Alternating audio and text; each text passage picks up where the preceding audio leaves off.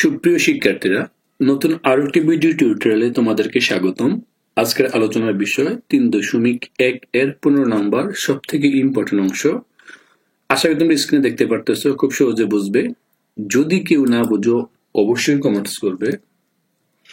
দেখো, এখানে বলে দেওয়া আছে এই যে মানটা, এখানে a to the power 4 a square b square plus b to the power 4 is equal to 8 এবং a square plus ab plus b square এর মান দেওয়া আছে 4 হলে a square plus b square মান কত এবং ab এর মান কত, দুইটা মান চাইছে, অর্থাৎ দুইটা কোশ্চেন ক এবং খ।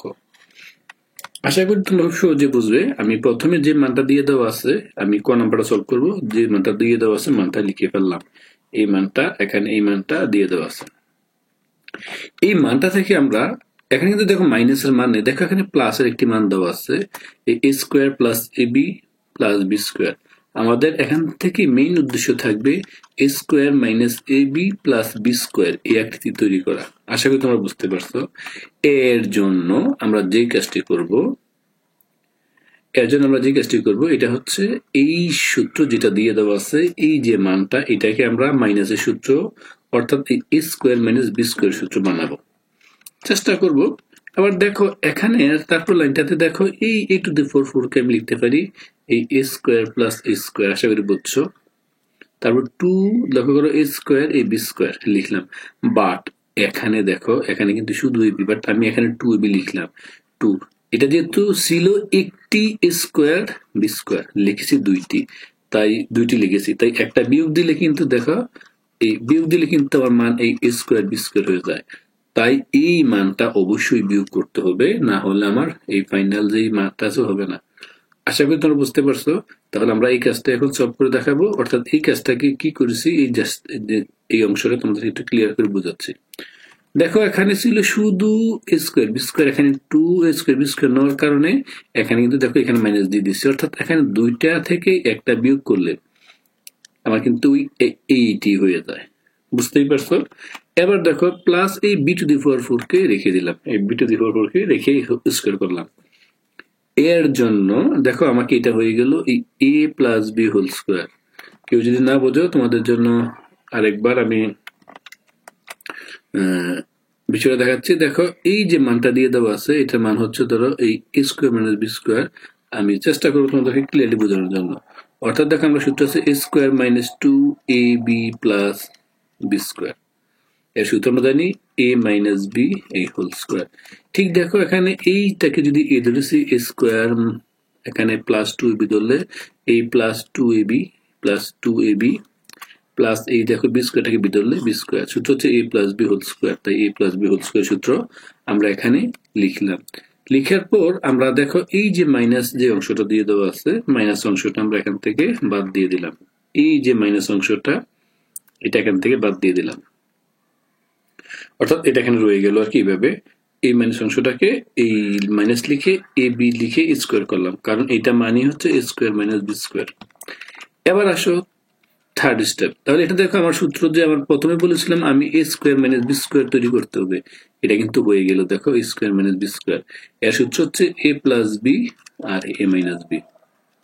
তো আমরা এখন এটাকে ঠিক এ প্লাস বি ইন্টু এ মাইনাস বি তৈরি করবো, চেষ্টা করবো সুন্দরভাবে দেখানোর জন্য। দেখো এটা হচ্ছে, তাহলে এটাকে যদি হয় a, তাহলে দেখো এই a স্কোয়ার মাইনাস এটাকে ছিল b স্কোয়ার, তাহলে a প্লাস b, তাহলে এটা ছিল a, এটা ছিল b, তাহলে a plus b whole square, এটা হবে a মাইনাস, লক্ষ্য করো এটা হবে a minus b whole square.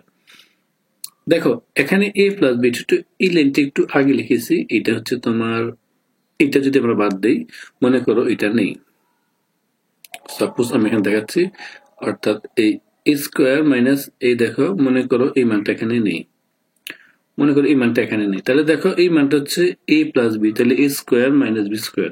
আশা করি বুঝতে পারছো। তারপরে এইভাবে মানটা দেখাবো a plus B into a minus B. এবার দেখো এখানে কেন মাইনাসটা সামনে আনলাম, বলতে পারো স্যার হোয়াই, যে আমরা এখানে কেন এ বিটা তো আগে লিখলাম, এ বি লিখতে পারি, বাস মাইনাসটা কেন। দেখো এই যে মানটা এটার মতো করার জন্য, এটা ছিল আগে a square plus a b b square, তার মতো মাইনাসটা তৈরি করে প্লাসটা এখানে দিয়ে দেওয়া আছে। তো দেখো শিক্ষার্থীরা, এই প্লাসের মানটা আমি এখানে বসিয়ে ফেললাম। প্লাসের মান হচ্ছে 4, এই 4 বসালাম, এইটার মান হচ্ছে 4, এখানে 4, আর এই যে তার মান তার এটা রয়ে গেল ইকুয়াল টু 8 ইকুয়াল টু, এখন তার মান নির্ণয় করব। মান নির্ণয় করলে কি হচ্ছে দেখো, এই পাশে 4 ওই পাশে কাটাকাটি করলে হয় 2, অর্থাৎ এই পাশে কাটাকাটি করলে হচ্ছে 2, গুণ ছিল ভাগ হয়েছে। তাহলে এখান থেকে a square minus ab plus b square তার মান হয়েছে 2। আশা করি এটা বুঝতে পারছো। তাহলে দেখো এবার আমরা এই প্লাসের মান পেলাম, মাইনাসের মান পেলাম। এবার আমরা সলভ করে ফেলি সহজেই। তাহলে আমরা এখানে দুইটা মান পেলাম, এই প্লাস মাইনাসের মানটা লিখলাম, প্লাসের মানটা লিখলাম। প্লাসের মানটা যদি হুবহু দিয়ে দেওয়া আছে, আর মাইনাসের মানটা আমরা একটা ফাইন্ড আউট করলাম। এবার আমি এখানে এই কাজটা আমরা সলভ করব, প্রথমটা অংশটা। দেখো এর জন্য আমরা এই দুইটাকে যোগ করব। এই যে দুটো অংশ দেখো, এই দুইটা যোগ করছি। তো যোগ করলে কি কি হয়, একটা ছিল তোমার এই a square minus ab plus b square, একটা ছিল a square plus ab plus b square.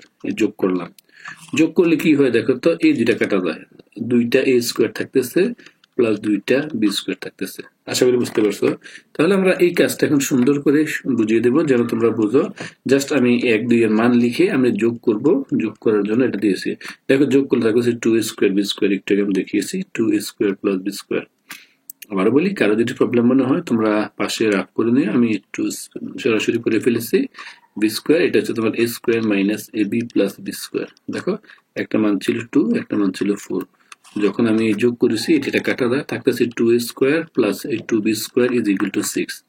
তাহলে এখান থেকে 2 কমন আনা থাকতেছে কত, a square plus b square, এখানে হচ্ছে 6, মানে এই 2 কমন, তাই কমন আনলাম। এটাই মানে হচ্ছে এই অংশটা। শিক্ষার্থীরা আশা করি তোমরা এই অংশটা খুব ভালোভাবে বুঝতে পেরেছ। এই এতটুকু অংশ কিন্তু এখানকার মেইন টার্নিং পয়েন্ট, অর্থাৎ এই অংশটা যে পারবে সে অঙ্কটা পারবে, তাই এই অংশটা তোমরা একটু ক্লিয়ারলি করে দেখবে।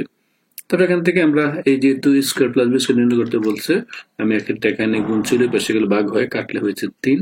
তাহলে আমরা বলতেই পারি যে এই যে কোশ্চেনটা এটার মান হয়ে গেল 3। এটাই আমার অ্যান্সার। আশা করি এটা নিয়ে কারো কোনো প্রবলেম নেই। এবার আমি খ নির্ণয় করবো এবি। যদি কারো কোনো প্রবলেম মনে হয় সেক্ষেত্রে তোমরা কমেন্টস করবে। দেখো এটা আমাদের খুবই সহজ অঙ্ক ছিল, 3 গেল। এবার আমরা খ নির্ণয় করব। দেখো খ নির্ণয় করার জন্য আমরা ক হতে যেটা পেয়েছি এটা আমরা এখান থেকে লিখলাম। আশা করি এটা তোমাদের না বোঝাতে তেমন কিছু নেই।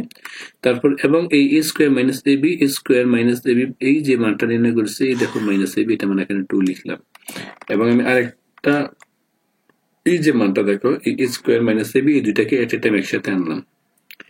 একসাথে আনছি কেন, কারণ এই মানটা 3 আমি সহজে বসাতে পারবো, তাই অর্থাৎ স্কয়ার বি স্কয়ার আলাদা ছিল, একসাথে নিয়ে আসলাম। নিয়ে আসার পর এখন কি হবে, এটার মান হচ্ছে 3, এই যে 3 ক হতে প্রাপ্ত 3 নিলাম। তাছাড়া আমি এখনো মানটা দেখিয়েছি, 3 নিলাম মাইনাস ab। তারপর দেখো এই এখান থেকে এই মাইনাস রয়ে গেল, এই পাশে প্লাস 3, ওই পাশে গেলে মাইনাস 3 হয়ে যায়। তাহলে আলটিমেট লিখতে পারি এই মাইনাস ab কত, 2 থেকে মাইনাস 3 গেলে মাইনাস 1 ইজ ইকুয়াল হয় কত বলতো, 1। তাহলে আমার এই দুইটাই আমার অ্যান্সার হয়ে গেল, নির্ণয় মান দুটা। এইটা অ্যান্সার একটি, এখানে অ্যান্সার একটি। আশা করি তোমরা আজকের আলোচনাটা তোমাদের অবশ্যই ফলপ্রসূ হয়েছে। যেহেতু অঙ্কটি ইম্পর্টেন্ট, অবশ্যই খেয়াল করবে ভালোভাবে দেখার জন্য। সবাই ভালো থাকবে, সবাইকে অসংখ্য ধন্যবাদ। আল্লাহ হাফেজ।